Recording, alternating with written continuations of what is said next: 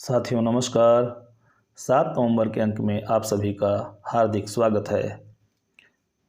सबसे पहले पिछले अंक में पूछे गए प्रश्नों के उत्तर के साथ मैं अरुण पांडे आपके बीच। तो पिछले अंक में हमने एक प्रश्न पूछा था कि किस राज्य के मुख्यमंत्री ने ई उपहार पोर्टल और सीएम डैशबोर्ड लॉन्च किया है। तो इसका उत्तर है हरियाणा के सीएम मनोहर लाल ने किया ई उपहार पोर्टल और सीएम डैशबोर्ड लॉन्च। नीलाम होंगे सीएम को मिले उपहार।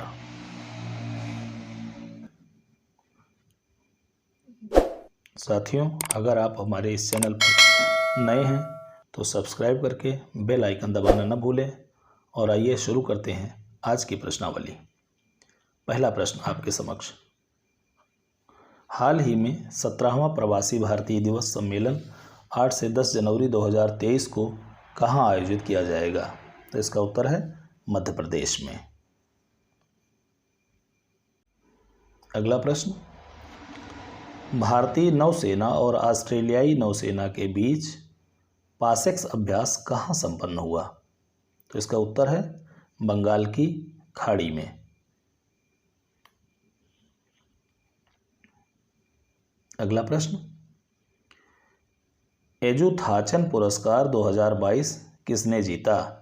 तो इसका उत्तर है प्रसिद्ध उपन्यासकार ए सेतुमाधवन को यह पुरस्कार दिया गया। अगला प्रश्न, G7 देशों के विदेश मंत्रियों की बैठक किस देश में आयोजित की गई। तो इसका उत्तर है जर्मनी में। अगला प्रश्न, विश्व सुनामी जागरूकता दिवस प्रतिवर्ष कब मनाया जाता है। तो ये मनाया जाता है 5 नवंबर को।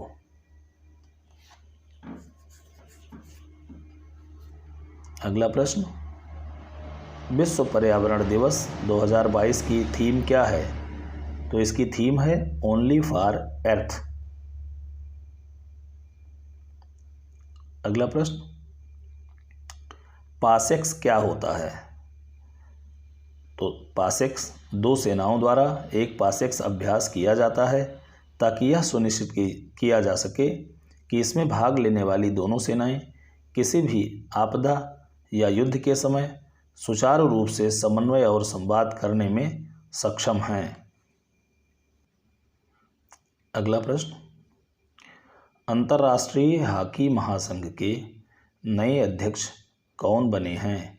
तो इसका उत्तर है मोहम्मद तैयब इकराम। अगला प्रश्न, स्वतंत्र भारत के पहले मतदाता कौन थे जिनकी अभी हाल में मृत्यु हुई है। तो इसका उत्तर है श्याम शरण नेगी। अगला प्रश्न, भारत के राष्ट्रध्वज के डिजाइन का श्रेय किसे जाता है। तो इसका उत्तर है पेंगली वेंकैया को। अगला प्रश्न, गुजरात के लिए आपके मुख्यमंत्री के पद के उम्मीदवार के रूप में किसे नामित किया गया है। तो इसका उत्तर है यसुदान गढ़वी।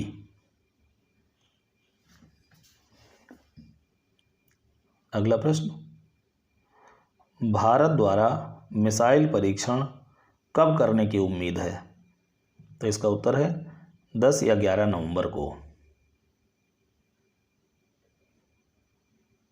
अगला प्रश्न, अभी हाल ही में किस राज्य सरकार ने स्कूली बच्चों को प्रतिदिन 10 मिनट का योग अनिवार्य किया है।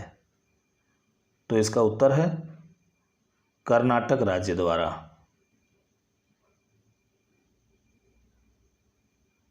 अगला प्रश्न, 141 खानों की अब तक की सबसे बड़ी कोयला खदानों की नीलामी किसने शुरू की। तो इसका उत्तर है निर्मला सीतारमण जी ने।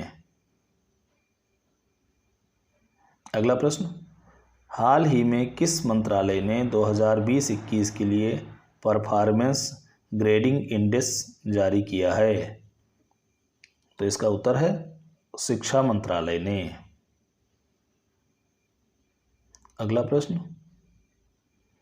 हाल ही में नीति आयोग ने देश की 75 सफल महिला उद्यमियों की किस बुक के चौथे संस्करण का लोकार्पण किया है?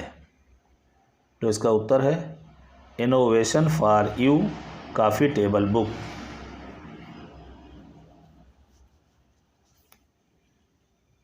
अगला प्रश्न, कौन सा शहर म्युनिसिपल बॉन्ड जारी करने वाला दूसरा शहर बन गया है? तो इसका उत्तर है वडोदरा। अगला प्रश्न, हाल ही में ऑर्डर ऑफ ऑस्ट्रेलिया के जनरल डिवीजन में मानद सदस्य के रूप में किसे नियुक्त किया गया है? तो इसका उत्तर है अमित दास गुप्ता।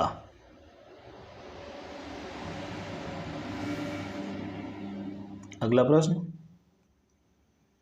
हाल ही में किस भारतीय कंपनी ने 24वें विश्व संचार पुरस्कारों में क्लाउड नेटिव पुरस्कार जीता है? तो इसका उत्तर है जियो ने।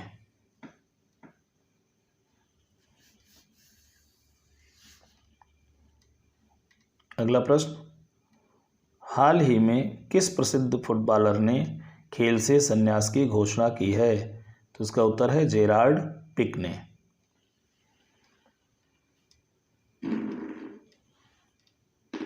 अगला प्रश्न, केंद्र सरकार ने उच्च शिक्षण संस्थानों के मूल्यांकन और मान्यता मजबूत करने के लिए एक समिति का गठन किया है। इस समिति के अध्यक्ष कौन हैं? तो इसका उत्तर है डॉक्टर के राधाकृष्णन।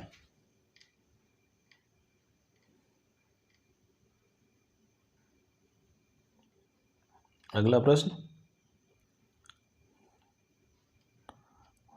हाल ही में मिस्र में COP27 में भारतीय प्रतिनिधिमंडल का नेतृत्व कौन करेंगे? तो इसका उत्तर है भूपेंद्र यादव जी। अगला प्रश्न, नवंबर 2022 में 5 साल के लिए किसे RIL यानी रिलायंस इंडस्ट्रीज लिमिटेड के स्वतंत्र निदेशक के रूप में नियुक्त किया गया है? तो इसका उत्तर है KB कामत बने 5 साल के लिए RIL के स्वतंत्र निदेशक।